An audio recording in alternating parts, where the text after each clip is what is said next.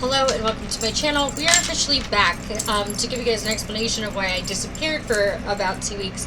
We put my dog down and I was really struggling with that, and then the 18th and the 20th for personal reasons are just not good days for me. So I've been kind of coming back from that and trying to deal with that, but yes, the little note came that you often will hear me yelling at in my makeup videos if you watch those or on that YouTube. She's no longer with us, unfortunately. So, that being said, before I start crying, let's just get into this story because, like, I don't want to get emotional. Just did this makeup. Needed to hold. Anyway, today we're going to be talking about Joseph Edward Duncan, and I'm just going to be straight up with you guys. There is child abuse, there's sexual assault, there's murder, there's rape, there's, I think, even a death of a pet somewhere in there. Yeah, this one pretty much has it all, except cannibalism. So, yeah. Joseph Edward Duncan was an American convicted serial killer and child molester who was on death row in federal prison following the 2005 kidnappings and murders of members of the Growen family of, and I have no idea how to say this, so sorry if it's wrong, Corrector, Idaho. He was also serving 11 consecutive sentences of life without parole for the 1997 murder of Anthony Martinez of Beaumont, California. Additionally, Duncan confessed to, but had not been charged with, the 1996 murder of two girls, Sammy Jo White and Carmen Cubias, in Seattle, Washington. At the time of the attack on the Growen family, Duncan was on the run from a child molestation charge in Minnesota. During his incarceration, authorities connected Duncan with the unsolved murders of Anthony Martinez in California and two girls in Seattle, which all occurred when Duncan was on parole from 1994 to 1997. In all, Duncan was convicted in Idaho for kidnapping and murdering the three victims in Corrector, for which he was given 6 life sentences, in federal court for kidnapping Shasta and Dylan Growen, and murdering Dylan, for which he was given 3 death sentences and 3 life sentences, and in the state of California for kidnapping and murdering Martinez, for which he was given 2 life sentences. Duncan died on March 28, 2021 at the age of 58 as a result of a terminal brain tumor. Joseph Edward Duncan III was born in Fort Bragg, North Carolina on February 25, 1963. He was the 4th of 5 children born to Joseph Edward Duncan Jr. and Lillian Mae Duncan. He had 3 older sisters and a younger brother. Duncan's father was in the United States Army. Because of this, the family moved from city to city within the U.S. and abroad, changing locations every year or two until the elder Duncan retired to Tacoma, Washington, when the younger was around 12. Duncan's mother was described as a domineering woman. After being arrested in 1980, he claimed to have been abused as a child. However, his younger brother went to live with their father. His younger brother disputed this. Duncan's parents split up in 1979 and divorced in 1983. His sisters soon left the household all at once, and Duncan remained behind with his mother while his brother went to live with their father after some time. His father would later remarry, giving Duncan a stepfamily. Duncan attended Lakes High School but did not graduate. Duncan had a long history as a violent sexual predator. He committed his first recorded sex crime in 1978 when he was 15 years old. In that incident, he raped a 9-year-old boy at gunpoint. The following year, he was arrested for driving a stolen car. He was sentenced as a juvenile and sent to the Jesse Diseland Boys Ranch in Tacoma, where, according to a report by the Associated Press, he told a therapist assigned to this case that he had bound and sexually assaulted 6 boys. He also told the therapist that he estimated that he had raped 13 younger boys by the time he was 16. In 1980, Duncan stole several guns from a neighbor and abducted a 14-year-old boy, raping him at gunpoint. He was sentenced to 20 years in prison for this crime, but was released on parole in 1994 after serving 14 years. While out on parole, Duncan is known to have lived in several places in the Seattle area. He was arrested again in 1996, this time for marijuana use, and released on parole several weeks later with new restrictions. Authorities believed that Duncan murdered Sammy Jo White and Carmen Cubias in Seattle in 1996 and Anthony Martinez in Riverside County, California in 1997 during his parole period. However, both those cases went cold and were not tied to Duncan until after his arrest in the Growen case. Duncan was arrested in Missouri.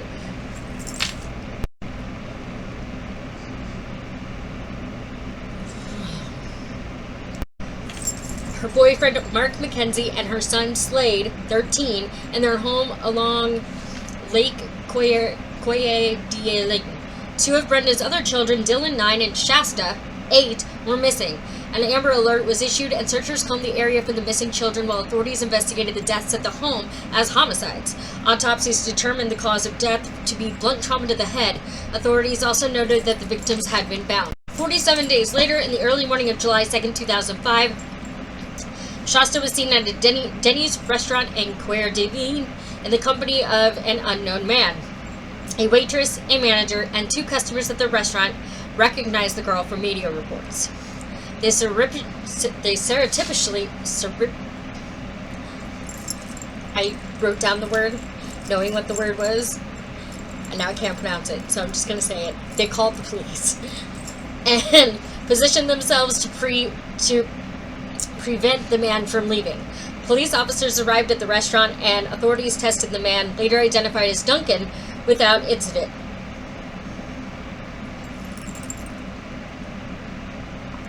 I don't know why this happens every time I want to film one of these segments. I'm fine through all my makeup videos, everything else, but this is where I start yawning, and I'm so sorry.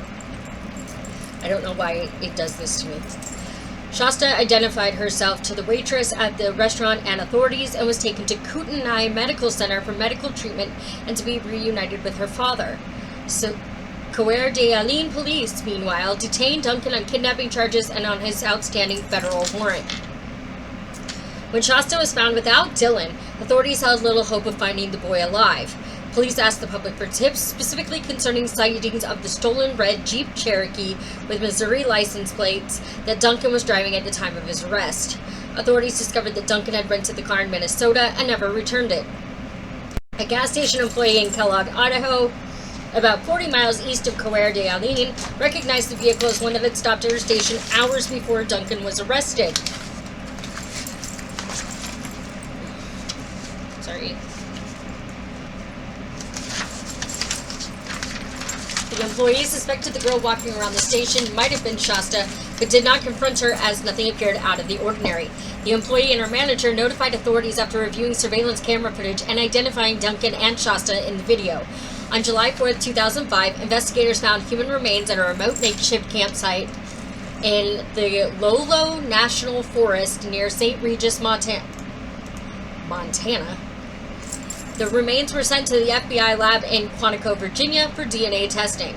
They were positively identified as those of Dylan. During the trial, it emerged that Duncan shot Dylan at point-blank range by holding his sawed-off 12-gauge shotgun to his head. Much of what is known about the murders of the Groen family was revealed by Shasta Groen herself. According to her police interview, Duncan killed her mother, older brother, and her mother's fiancé. Then he kidnapped her and her brother, driving away with them in the stolen Jeep Cherokee. Shasta told investigators her mother came into Dylan's room and her room and woke them up. Her mother said someone is in the house, and they went into the living room where she saw Duncan wearing black gloves and holding a gun. Duncan tied her mother's hands with nylon zip ties and did the same to her mother's fiancé and her brother Slade. Shasta and Dylan were removed from the house and placed outside on the lawn. While waiting with her brother, she heard multiple thumping sounds from inside the home. She then saw her injured older brother staggering away from the house. Duncan then bludgeoned the 3 to death and proceeded to place Shasta and Dylan in his car. Duncan took both children to other locations where he repeatedly raped and tortured them for 6 weeks. Shasta stated that they drove a long distance and stayed in 2 different campsites, where Duncan told her of having beaten her family members to death with a hammer. Shasta reported that Duncan nearly killed her days after killing Dylan. She said that he gave her the choice to be killed either by strangulation or with a gun. Shasta chose the former, and Duncan proceeded to wrap a rope around her neck and tightly pull it, causing Shasta to start suffocating. However, she summoned enough breath to beg Duncan to stop, using his nickname Jet, which I could not find where this nickname came from or how he got it. So if anybody knows, let me know, because I would love to know. But this little girl knew about it, and yet it did not seem important enough for anybody to put in any article how he got this nickname. So, and he immediately did. He then asked her if she would like to meet his mother, to which she responded yes, and the two drove back towards Coeur d'Alene and stopped at the Denny's restaurant where Shasta was rescued. Duncan's arrest led the FBI to launch a nationwide review of unsolved missing child cases. He was implicated as a possible suspect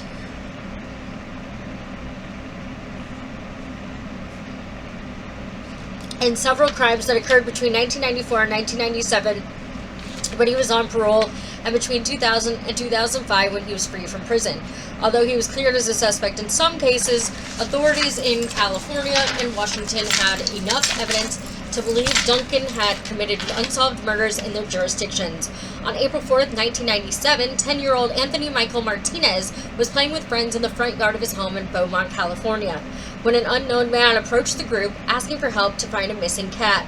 When the boys refused, the man grabbed Martinez's knife point and threw him into his vehicle. After a 2-week search, Martinez's body was found nude and partially decomposed in Indio, California on April 19th. Investigators noted that he had been sexually assaulted and bound with duct tape.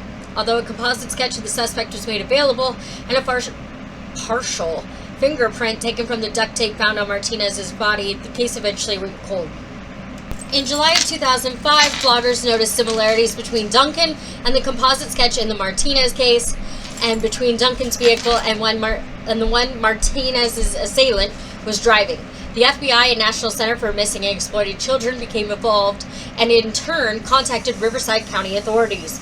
Riverside authorities were able to match the fingerprint taken from Martinez's body to Duncan, and on August 3rd, the Riverside County Sheriff's Department officially announced Duncan's connection with the Martinez case.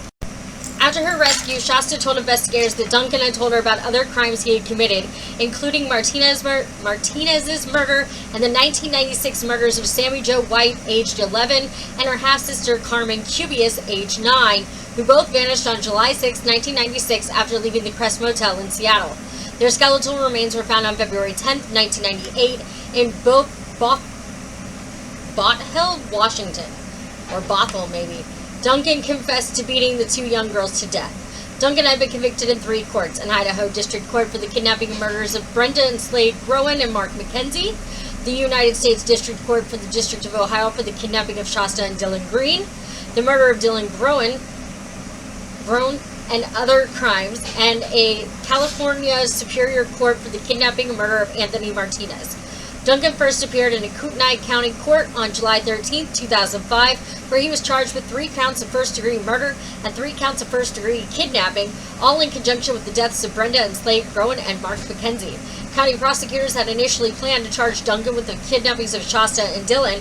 However, they deferred those charges to the federal courts, as transporting children across state lines for sexual exploitation is a federal offense. A trial was set to begin on January 17, 2006, but was delayed until April 4th. After the district judge granted a request to the defense for more time to prepare for the trial, and then again to October 26th, after the judge in the case stated that no one wants to try this case twice, including me. Duncan's attorneys blamed the multiple postponements on the prosecution's insistence on pursuing the death penalty. On October 16, 2006, shortly after jury began, Kootenai County prosecutors and Duncan's attorney reached a plea bargain in which Duncan pleaded guilty to all state charges against him.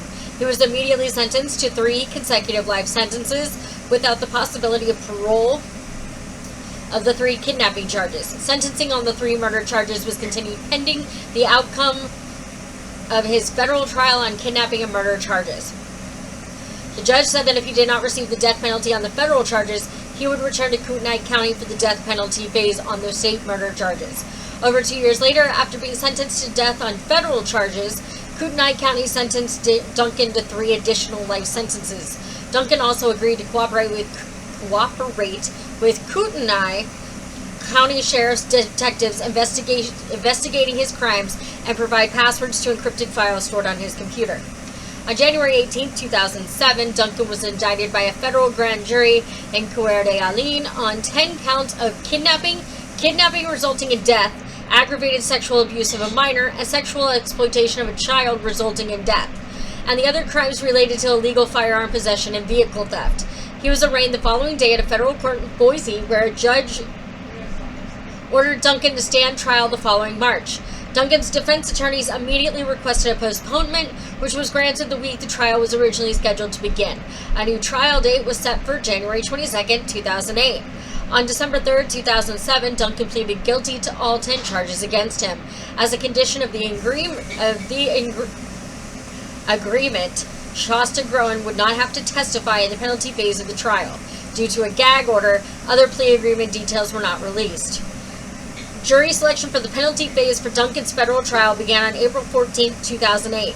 During jury selection, Duncan dismissed his attorneys and chose to represent himself. His attorneys objected, asserting he was incompetent to do so, and requested a formal hearing about the issue. The district court ordered an evaluation of Duncan to determine his competence and accepted the evaluator's conclusion that he was competent to proceed without counsel. On August 27, 2008, after 3 hours of deliberation, the jury recommended the death penalty, and the judge imposed 3 death sentences for kidnapping resulting in death, sexual exploitation of a child resulting in death, and use of a firearm in a violent crime resulting in death, all related to the death of Dylan Groen. On November 3, 2008, Duncan was sentenced to an additional 3 consecutive terms of life without parole in federal prison for kidnapping Shasta and for sexually abusing Shasta and Dylan. Duncan's standby counsel filed a notice of appeal. So this is like, I don't know, you probably already know this, but I'm just going to say it for those that may not know. So, like, standby counsel is, even though he's, like, dismissed his attorneys and he's representing himself, it is in most states required for someone with some form of legal background or education or knowledge to be kind of a standby counsel to kind of guide them to do what they can do and what they can't do, what they can say, what they can't say, stuff like that. So it is required in most states, not all of them from what I understand, but in most of them it is. Duncan subsequently wrote to the court and informed that if any appeal was taken again, it was against his wishes. In July 2011, the Ninth Circuit Court of Appeals reversed the district court's decision to permit Duncan to represent himself without first holding a hearing as to his competence to do so, and remanded for a hearing as to this issue. Beginning in September 2012, Duncan was incarcerated at the United States Penitentiary in Terre Haute in Indiana. On December 6, 2013, a federal judge ruled that he was mentally competent when he gave up the right to appeal his death sentence. Psychiatrists working with the prosecution diagnosed Duncan with pedophilia, sexual sadism disorder, and antisocial personality disorder with narcissistic traits, but maintained that he was legally sane. A 3-judge panel of the Ninth Circuit U.S. Court of Appeals ruled on March 27, 2015, that a district judge correctly determined that Duncan was mentally competent when he waived his right to appeal his death sentence. On February 28, 2016, the United States Supreme Court denied Duncan's petition to hear his appeal of a federal judge's ruling in December 2013, which had been affirmed by the Ninth Circuit. On February 28, 2017, a petition for writ of habeas corpus was filed. On September 27, 2017, it was ordered that the government's 3rd motion for extension of time was granted in part and denied in part. The government's response was due October 30th, 2017. The petitioner's reply was due on or before January 30th, 2018. On January 18th, 2007, the same day Duncan was indicted in federal court, Riverside County officials announced that he was charged with Martinez's murder. Despite attempts by Riverside County officials to extradite Duncan to California, including an appeal by Governor Arnold Schwarzenegger, Duncan's federal trial proceeded. He was eventually extradited to California on January 24th, 2009, 5 months after being sentenced to death by the federal court. On March 15, 2011, Duncan pleaded guilty to Martinez's murder and was sentenced to 2 life terms on April 5, 2011. As part of a plea deal, the sentence came without the possibility of parole or right to appeal.